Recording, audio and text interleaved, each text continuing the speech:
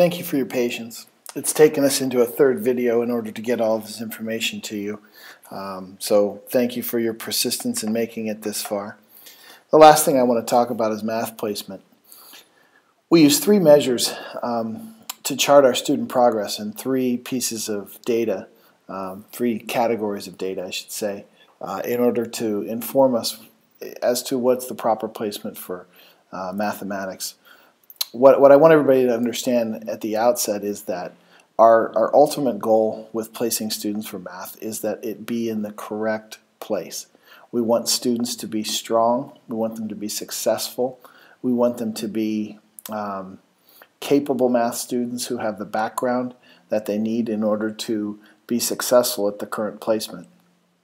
It's not our goal to push all of our students to high levels of math, but rather to have them be solid math students at the level that they're at and to be progressing forward. Having said that, most of our students achieve at a very high rate in mathematics. So we use these three data points to try to help us determine what's the most appropriate placement, and then once they're in that placement, to help support them where they are. The first thing that we look at is their current academic performance. This is their grades and learning habits for the course that they're currently placed in. It's the easiest thing to show us exactly how successful they are. To support that, we use our benchmark testing measures of academic progress, or MAP, that many of you are familiar with. Our students take this 3 times a year, and it tells us where their areas of strength, their areas of weakness, and it gives us some targets for potential areas of growth. What we look for is we look for some degree of agreement between what their current academic performance is and what the MAPS assessment tells us. In the event that we have some disagreement, we will often go to a third data point, which is a standards-based assessment of what our kids can do at the end of a year. If we have some doubt as to what the proper placement is, we will use this assessment at the end of the year to help us to finalize what we really believe they can do in the next academic setting that they'll be challenged with in the coming year.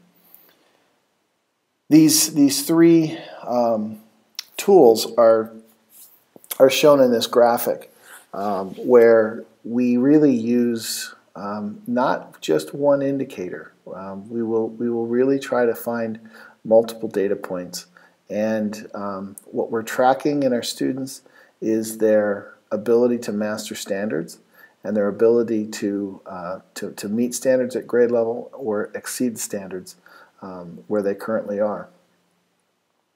So these are the three factors that we use in determining our placement.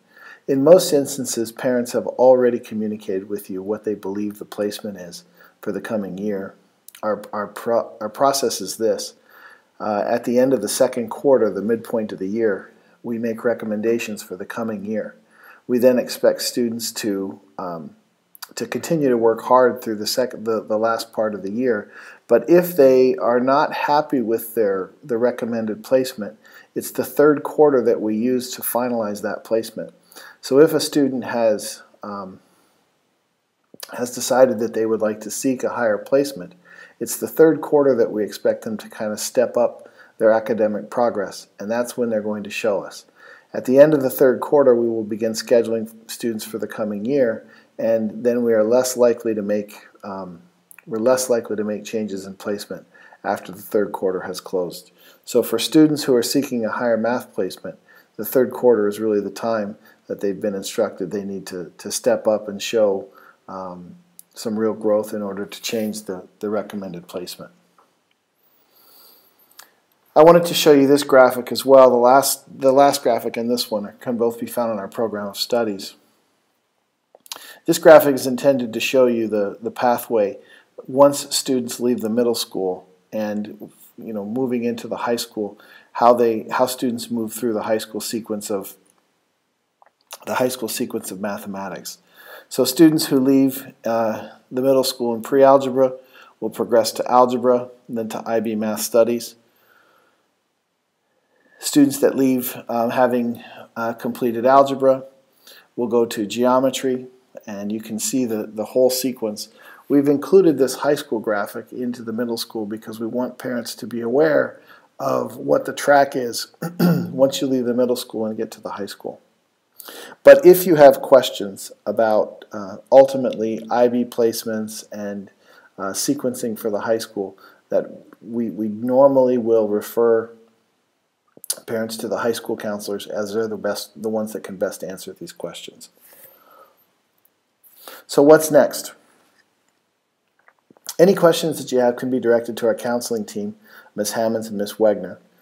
On March 12th at 6:30 p.m. in the middle school presentation room, which is on the 3rd floor of the middle school, we will give this presentation live, and at that time you can ask questions that pertain to the scheduling process. The counselors will be there and the principals will be there.